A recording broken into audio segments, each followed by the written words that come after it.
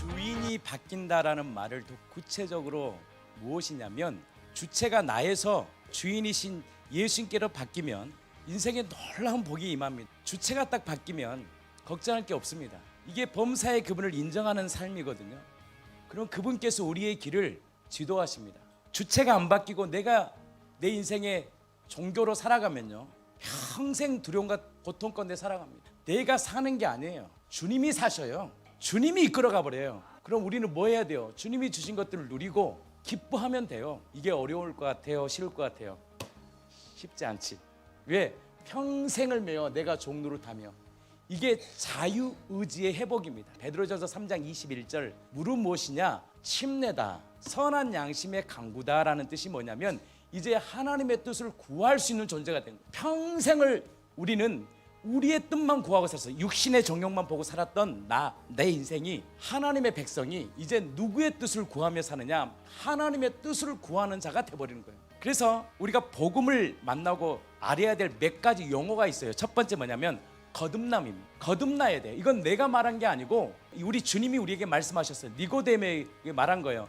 우리 오늘 말씀입니다. 마태복음 12장 38절 말씀이에요. 예수님이 하나님이라는 사실, 그리스도라는 사실, 우리의 주라는 사실 믿을 수 있는 표적은 수많은 예수님이 표적을 일으켜셨지만 결정타가 무엇이냐? 요나의 표적밖에 없다. 왜 요나의 표적이 중요하냐면 이 요나의 표적을 통해서 거듭남의 역사가 일어나요.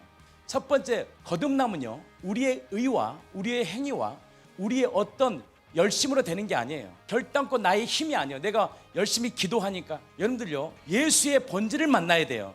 근데 예수가 누구냐라는 것을 우리에게 말씀해 주신 결정타가 뭐냐? 살아나셨다. 요나의 표적밖에 없다. 이 요나의 표적밖에 없다라는 핵심이 뭐냐? 부활이거든요. 또 한 가지 뭐냐? 십자가를 흘리신 피거든요. 또 요나의 표적이 세 가지가 있어요. 마지막이 뭐냐? 성령의 역사가 필요한 거예요. 이 세 가지를 물로만 아니고 피로 임하셨다는 사실, 성령이 하나라는 사실이 몇 년 전 우리 교회에 선포되면서 우리 교회가 교리를 잡은 거예요. 진짜 믿음은요 거듭남을 통해서 일어나요. 살리신 것을 믿을 때요 진짜 믿음이라는 게 들어와요. 그러면 믿음이 딱 들어오면 주체가 바뀝니다.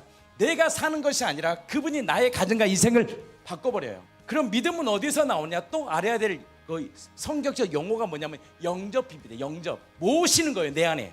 그리고 영접이라는 단어 다음에 그분과의 동행, 그분 안에서의 말씀과의 동행이 일어나야 돼요. 그럼 말씀과의 동행이 딱 일어나면 일어나는 현상이 뭐냐면 하나님의 나라와 통치를 경험하게 돼요. 인간은요 절대 신념으로 살지 믿음으로 살 수 없어요. 내가 이 땅을 살아야 되는데 내가 내 가정도 먹이고 내 남편, 내 부인도 먹여야 되고 내 자녀들도 먹여야 되고 내 인생을 내 힘으로 살아야 되는데 믿음이 뭐냐? 어떤 믿음이 바뀌냐? 내가 사는 것이 아니라 나를 위해 죽고 부활하신 예수님이 내 안에서 우리 가정과 이 나라와 민족과 내 삶을 지키시는구나. 이것이 성령을 통하여 내 안에 인쳐줄 때 모시게 됩니다. 뭘로 모시느냐? 주인으로 모시는 거예요. 여러분들 예수님을 주인으로 모신다는 것이요 얼마나 큰 비밀인지 몰라요. 교회를 아무리 열심히 다녀도 아무리 기도를 해도요 주인이 바뀌지 않으면 주체자가 바뀌잖아요. 그러니까 그런 사람들의 특징이 뭐냐면 항상 힘들어요. 진짜 주인 앞에 굴복되면 굴복될수록 자유의지 회복이 됩니다. 자유의지는 뭐냐면 하나님의 뜻을 구하는 거예요. 그러면 하나님의 뜻을 구하는 세 가지가 뭐냐면 항상 기뻐하고 쉬지 말고 기도하고 범사에 감사할 수 있는 하나님의 뜻을 알아요. 하나님의 뜻은 기뻐하라는 거야. 네가 하는 거 아니야. 내가 너의 주체자야. 그래서 에고의 의미, 나는 누구야? 모세가 그러잖아요. 모세에게 당신 누구입니까? 나는 스스로 있는 자다.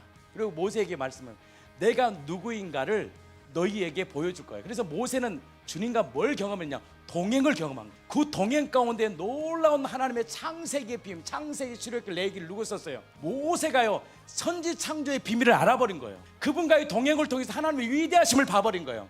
그리고 하나님의 나라의 통치를 경험한 사람은요 모든 삶이요 감사로 이루어져요. 감사예요. 이게 얼마나 큰 신비인지 모릅니다. 그 하나님의 뜻을 알아야 돼. 그래서 영접한다는 것을 제가 다른 말로 뭐냐, 출애굽기 21장을 통해 제가 말했잖아요. 깃뚫린 종을 얘기했잖아요. 우리가 예수님을 모셨다 생각하니까 내가 예수님을 선택했다고 생각해. 내가 교회를 다녔지, 내가 마음이 와서 교회 다니고 결정한 거 아니야? 근데 그렇지 않습니다. 진짜 마음의 굴복은요 절대 내 힘으로 굴복될 수가 없어요. 인간의 구조 자체가 이 깃들린 종이라는 이 메시지를 통해서 하나님 우리에게 뭘 가르쳐 주셨느냐? 구원은 너에게 온 것이 아니고 나에게 왔다는 것을 말해주고 싶었던 거예요. 깃들린 종의 핵심이 뭐냐면 6년 동안 이 종이요 종살이를 합니다.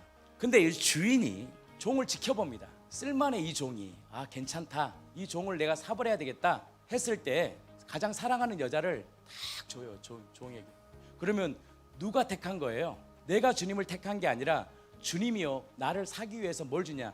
가장 자기의 사랑하는 여자를 그 종에게 탁 줍니다. 그때 종이요 이 자유의지입니다. 자발적 순종이 일어나요. 그때 종이 이렇게 고백합니다. 나는 이 주인과 내가 사랑하는 이 여자를 사랑합니다. 그래서 무슨 일을 하냐면 재판관 앞에서 자기의 길을 뚫어버립니다. 딱 길을 뚫어버리는 순간 영원히 누구의 것이 된지 아십니까?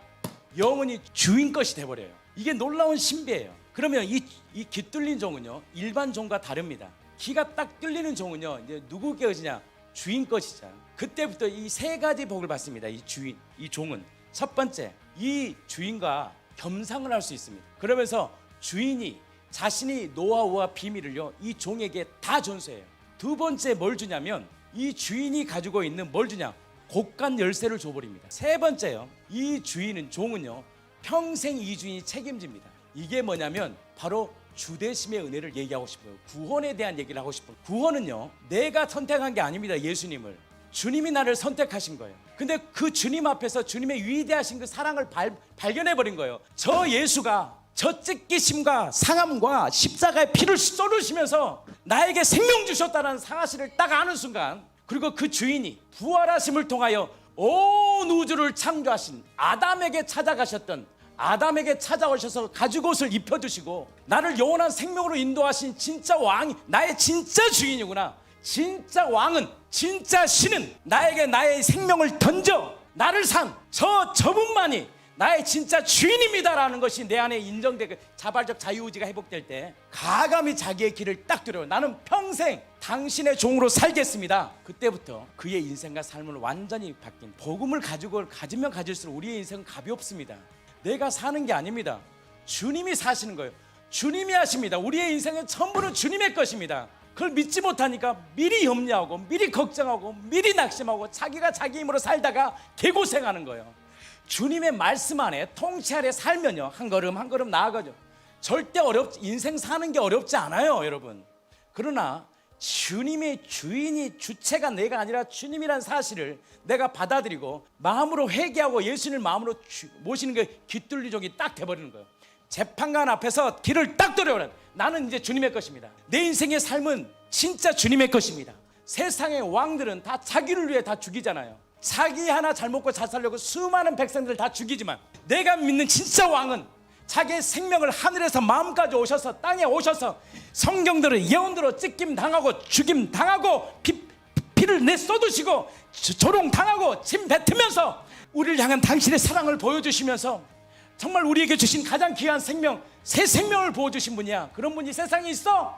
그분이 부활하심을 통하여 온 우주를 창조하신 창조주야 라는 사실이 성령을 통해 내 안에 인지된 사람은 굴복이 일어납니다.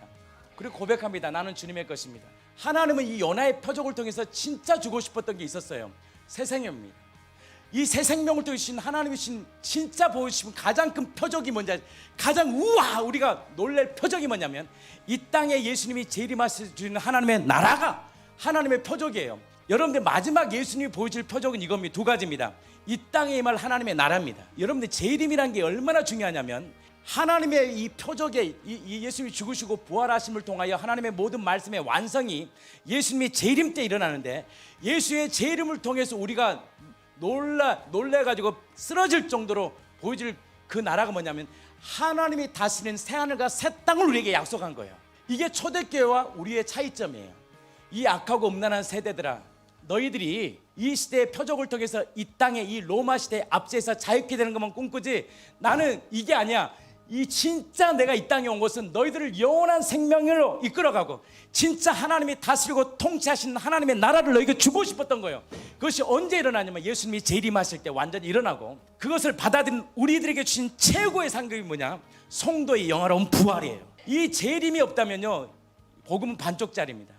그래서 이 요나의 표적이라는 이 사건을 통해서 이 모든 말씀을 받아들이는 거예요. 구원의 거듭남의 시작은요, 요나의 표적밖에 없어요. 예수님의 십자가의 죽으심과 살리신 것을 내 마음에 믿지 않으면 결단코 구원이 없어요. 그래서 예수님이 악하고 음란한 시대에 뭐밖에 없다? 요나의 표적밖에 없다라고 얘기합니다.